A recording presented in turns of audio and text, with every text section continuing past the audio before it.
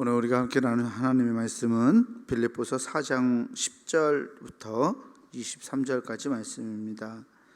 빌립보서 4장 10절에서 23절까지 말씀입니다. 제가 가진 성경으로 신약성서 322페이지에 있습니다.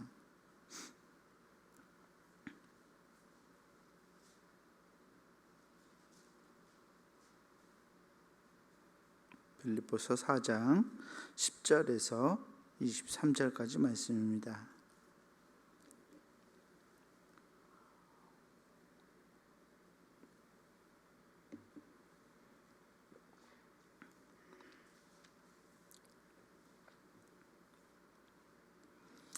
말씀 찾으신 줄 알고 제가 이제 여러분들한테 나누어서 교독하겠습니다.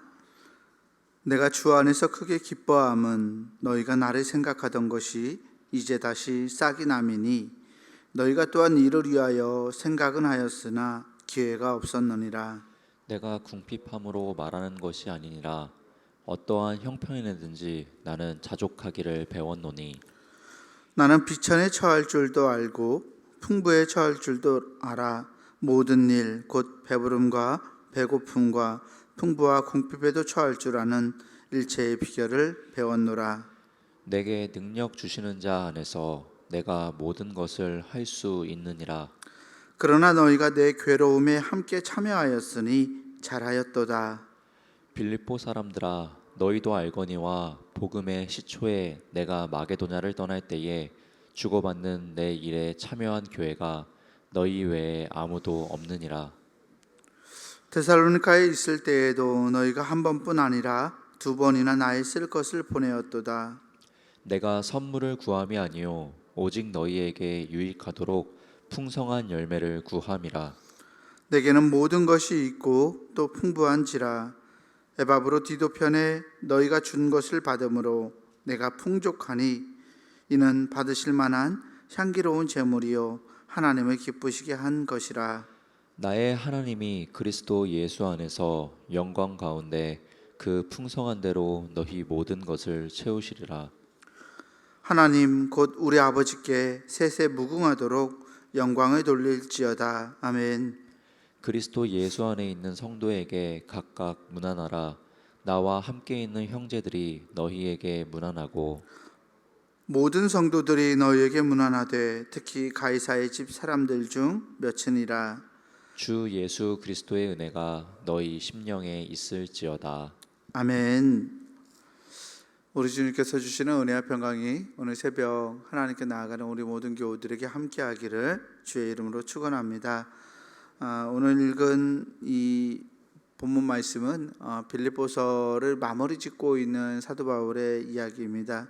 특별히 빌립보 교회가 감옥에 갇혀 있었던 이 바울에게 보내주었던 어떤 선물에 대한 감사의 이야기를 꺼내고 있어요. 근데 이 감사의 이야기를 보면서 참 바울의 성격도 드러나는 것 같고 그렇습니다. 약간 막 냉소적으로 들리기도 하고요. 선물 받는 사람 입장에서 그저 기쁘고 감사하기만 하는 것이 아니라는 것도 발견하게 돼요. 10절 말씀을 이렇게 말합니다. 내가 주 안에서 크게 기뻐함은 너희가 나를 생각하던 것이 이제 다시 싹이 나미니 너희가 또한 이를 위하여 생각은 하였으나 기회가 없었느니라. 아멘. 사도 바울이 주님 안에서 크게 기뻐한다라고 말하죠.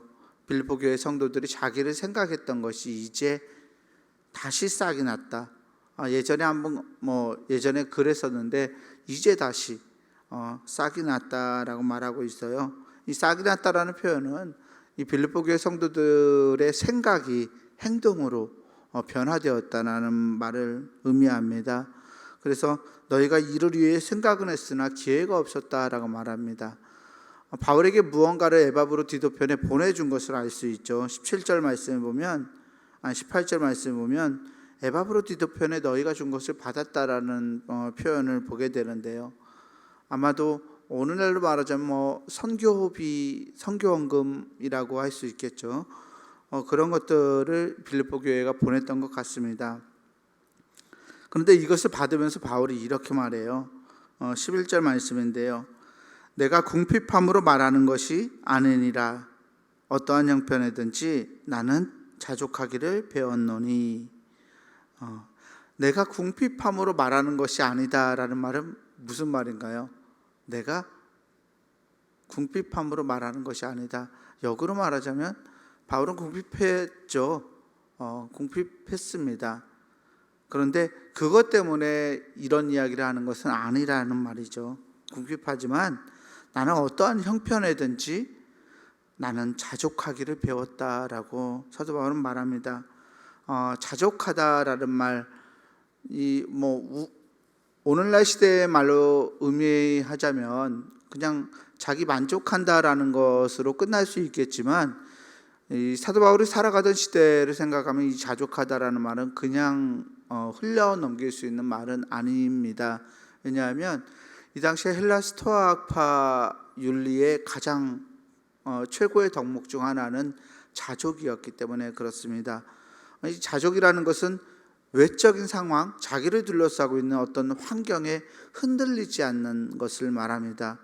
그래서 스스로 만족할 수 있고 스스로 자기의 삶에 대해서 긍지를 가지고 살아가는 것을 자족한다라고 그러죠. 그래서 스토아 철학자들은 자족하며 살아가는 삶을 살아가는 것을 최고의 윤리 덕목으로 여기고 자기들도 그렇게 살아가기 위해서 굉장히 노력했어요. 예를 들자면 그 알렉산더 대왕 이야기를 잘 아시죠? 견유학파 철학자와 이 알렉산더 대왕의 이야기, 유명한 일화가 있는데요. 통 속에서 그냥 개처럼 이렇게 사람들한테 구걸하면서 살아갔었던 그 철학자가 알렉산더 대왕이 하루는 그를 만나러 와서 내가 너에게 모든 것을 다 해줄 수 있는데 청을 말해보라라고 했더니 이 견유학파 철학자가 그런 얘기를 했죠. 햇빛을 가리지 말고 좀 비켜달라고. 예, 알렉산더 대왕한테. 예, 그 철학자의 이야기에서 볼 수 있는 것처럼 외적인 상황에 굴하지 않고 스스로 만족하고 내 삶에 긍지를 가지고 살아가는 삶이 최고의 윤리 덕목이었는데 바울이 지금 그 얘기를 하고 있어요. 어떠한 형편이든지 나는 자족하기를 배웠노라라고 그래요. 이 자족이라는 덕목이 배워야 되는, 익혀야 되는 덕목이라고 이야기하고 있죠. 사도 바울은 이것을 배웠다라고 말합니다. 그러면서 사도 바울이 이렇게 말합니다. 12절과 13절에 보면 나는 비천에 처할 줄도 알고 풍부에 처할 줄도 알아. 모든 일 곧 배부름과 배고픔과 풍부와 궁핍에도 처할 줄 아는 일체의 비결을 배웠노라. 내게 능력 주시는 자 안에서 내가 모든 것을 할 수 있느니라. 아멘. 사도 바울은 이것을 배웠는데요. 이 헬라 스토아학파의 사람들과 사도 바울의 차이가 무엇이냐면 스토아학파의 사람들은 자기의 의지를 가지고서 자족하기를 익혀갔습니다. 그런데 사도 바울은 예수 그리스도 안에 있으면 내가 그것이 가능하다라고 이야기하고 있어요.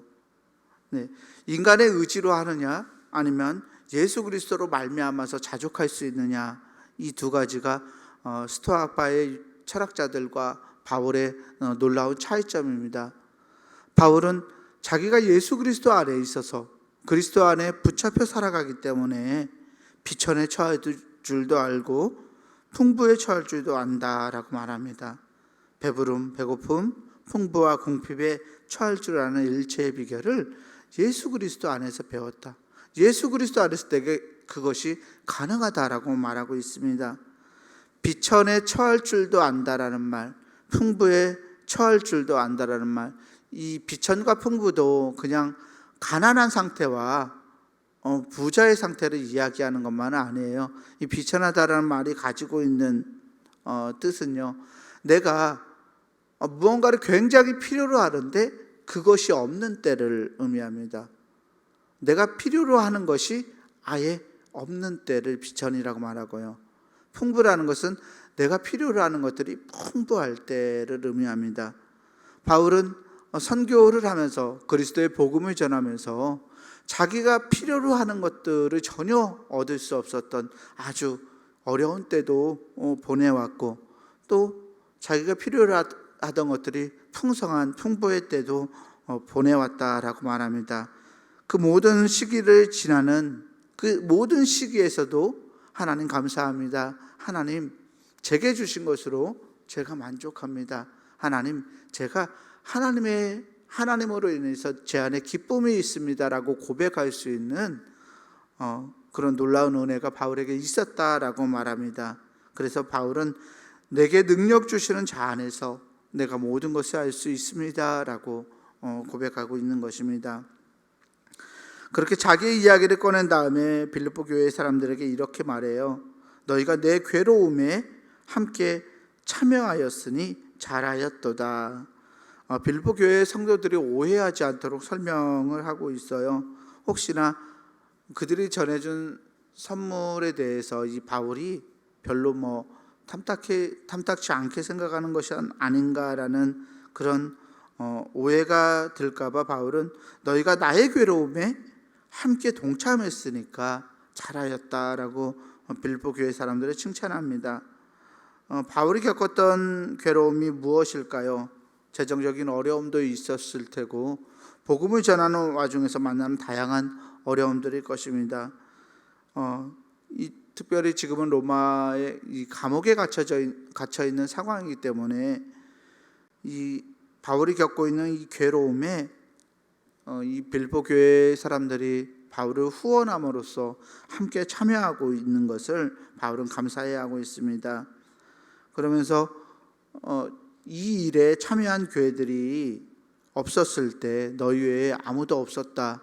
마게도냐를 떠날 때 이 주고받는 자기의 선교하는 일에 참여한 교회가 빌립보 교회밖에 없었음을 부각하면서 빌립보 교회 성도들이 얼마나 이 성도들에게 감사하고 있는지를 밝히고 있습니다. 2번이나 나의 쓸 것을 채웠다고 빌립보 교회를 칭찬하죠. 그런데 17절 말씀을 보면 또다시 이렇게 말해요. 내가 선분을 구함이 아니요 오직 너희에게 유익하도록 풍성한 열매를 구함이라. 아멘. 바울은 빌립보 교회 성도들이 보내왔던 어떤 자신을 향한 후원에 대해서 감사했지만 자기가 선물을 구하는 사람이 아니다라고 말하고 있어요. 내가 선물을 구해서 너희에게 감사하고 너희에게 잘하였다고 칭찬하는 것이 아니다. 너희들이 그것을 보내주었기 때문에 아니다라는 이야기입니다. 오직 너희에게 유익하도록 풍성한 열매를 구함이라. 빌립보 교회 성도들에게 유익하도록 풍성한 열매를 구한다라고 말합니다. 이 바울이 말하고 있는 풍성한 열매는 그리스도인들이 믿음과 사랑으로 맺어내는 열매들을 말해요. 사도 바울의 선교를 후원했던 것, 어떤 물질적인 지원을 했던 것들이 있지만 그것보다 중요한 것은 이 빌립보 교회 성도들이 그것을 할 수 있는 마음을 안에 품게 하고 바울이 살아가는 마음에서 또 하나님을 믿는 믿음 안에서 그것이 믿음으로 바울에게 건네주었다는 데 있습니다. 바울은 이 빌립보 교회 성도들을 변화시켰던 그들이 행동으로 어떤 열매를 맺어내게 했던 그 사건 자체가 유익하고 하나님께서 그것을 세매해 주시고 그것을 빌립보 교회 성도들에게 채워주시고 갚아주실 것이라고 말하고 있는 것입니다. 바울은 내게는 모든 것이 있고 또 풍부한지라 에바브로 디도편에 너희가 준 것을 받음으로 내가 풍족하니 이는 받으실 만한 향기로운 제물이요 하나님을 기쁘시게 한 것이라. 아멘. 빌립보 교회 성도들이 바울에게 보내왔던 것들이 향기로운 제물이다, 하나님을 기쁘시게 한 것이다 라고 바울은 표현합니다. 이 향기로운 제물이라는 말은 예수 그리스도의 십자가 사건에 가리키며 쓰이는 말이기도 합니다. 그리스도께서 자기 자신을 하나님께 드렸을 때, 우리 죄를 위해서 하나님께 드렸던 그 사건 자체를 향기로운 제물이다, 또 하나님을 기쁘시게 한 것이다 라고 표현하는데요. 이 빌립보 교회 성도들이 드렸던 그 헌신의 자세, 그리고 사도 바울이 걱정하고 성령의 열매를 맺어냈던 그 자세, 다른 사람을 위한 헌신과 이 봉사 또 수고를 하나님이 받으시고 하나님이 기뻐하시는 향기로운 제물이라고 사도 바울은 칭찬하고 있습니다. 그러면서 빌립보 교회의 성도들에게 이러한 것들이 충만하기를 원한다고 감사와 축복의 기도 말씀을 하는데요. 19절과 20절 말씀을 보면 나의 하나님이, 내가 믿는 하나님이 그리스도 예수 안에서 영광 가운데 그 풍성한 대로 너희 모든 쓸 것을 채우시리라. 하나님 곧 우리 아버지께 세세 무궁하도록 영광을 돌릴지어다. 아멘. 하나님께서 예수 그리스도 안에서 영광 가운데 그 풍성한 대로 빌립보 교회 성도들의 모든 쓸 것을 채워주실 것을 축복하고 있어요. 하나님의 풍성함은 어떠한가요? 하나님의 풍성한 대로라는 말인데요, 하나님의 풍성함은 우리가 셈할 수 없는 풍성함이죠. 모든 것의 주인 되시는 분, 모든 것의 근원이 되시는 그분께서 빌립보 교회 성도들의 모든 쓸 것을 채우시고 그래서 하나님 아버지께 영광이 될 것이다 라고 말하고 있습니다. 영광 가운데 하나님의 이름을 빛내는 가운데 그 놀라운 은혜가 빌립보 교회 성도들에게 이루어질 것이라는 말입니다. 바울은 자신의 삶의 주관자도 하나님이고 빌립보 교회 성도들을 움직이시고 그들을 채우시는 분도 하나님이라고 말합니다. 하나님이 주인 되시고 우리가 하나님 안에 거했을 때 정말 하나님의 놀라운 은혜와 역사가 우리를 채우고 우리를 통해서 빛나게 된다라고 말하고 있는 것입니다. 사랑하는 성도 여러분, 이 빌립보 교회를 향한 바울의 감사의 메시지 안에서도 우리는 그리스도 안에 우리가 거하는 것이 얼마나 필요한가, 또 그리스도 안에서 자꾸만 우리 자신을 단련해서 정말 자족할 수 있는 법을 배우는 것이 얼마나 중요한지를 보았습니다. 우리가 어떠한 우리를 둘러싼 외부적인 환경에 흔들리지 않고 예수 그리스도의 사람으로 살아가기 위해서 우리는 날마다 그리스도의 능력을 의지하며 살아가는 사람들이 되어야 합니다. 예수님이 내 안에 계셔서 내가 어떠한 형편에 처하든지 만족할 수 있고 기뻐할 수 있고 하나님께 영광이 돌리는 삶을 살아갈 수 있다는 것을 우리가 깨닫고서 하나님께서 우리 안에 이러한 열매를, 성령의 열매를 가득 맺어내도록 하나님께서 우리를 붙드실 것이라는 믿음으로 날마다 하나님을 부여잡고 하나님께 간구하고 하나님께 의지하며 살아갈 수 있는 저와 여러분들이 되기를 주의 이름으로 간절히 축원합니다. 기도하겠습니다. 사랑과 은혜의 주님 감사합니다. 세상에서 우리를 둘러싼 환경과 상황에 흔들리고 날마다 그것에 혹은 불평하면서 살아왔던 삶을 살았습니다. 하나님, 그런데 사도 바울의 말씀을 통해서 하나님, 우리가 예수 그리스도 안에 있을 때, 하나님에게 붙들려 있을 때 자족할 수 있는 것을 배울 수 있다는 것을 보았습니다.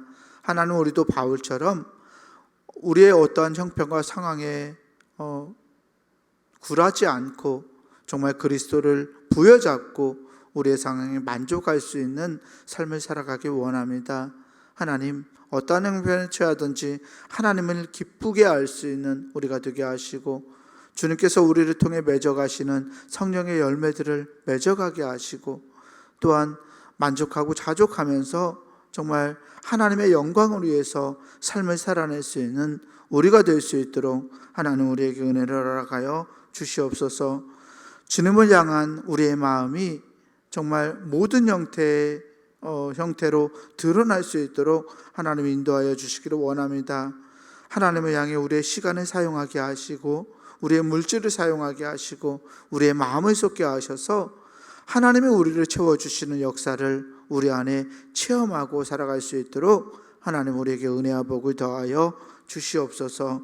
하나님 아버지께만 영광이 될 수 있는 삶을 살아갈 수 있도록 하나님 우리의 삶을 오늘도 주장하여 주실 것을 간절히 원하오며 우리 구 주 예수 그리스도 이름으로 감사하며 기도하옵나이다.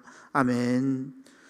하늘에 계신 우리 아버지여, 이름이 거룩히 여김을 받으시오며 나라가 임하시오며 뜻이 하늘에서 이루어진 것 같이 땅에서도 이루어지이다. 오늘 우리에게 일용할 양식을 주시옵고 우리가 우리에게 죄 지은 자를 사하여 준 것 같이 우리 죄를 사하여 주시옵고 우리를 시험에 들게 하지 마시옵고 다만 악에서 구하시옵소서. 나라와 권세와 영광이 아버지께 영원히 있사옵나이다. 아멘.